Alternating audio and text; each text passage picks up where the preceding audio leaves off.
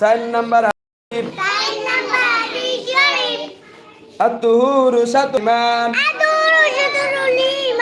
হাদিস শরীফের অর্থ পবিত্রতা ঈমানের অঙ্গ।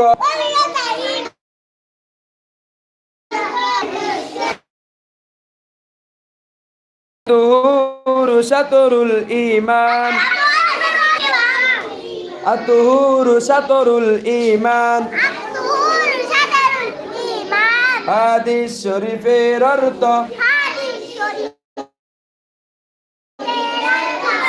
হাদিস শরীফের অর্থ পবিত্রতা ঈমানের অঙ্গ।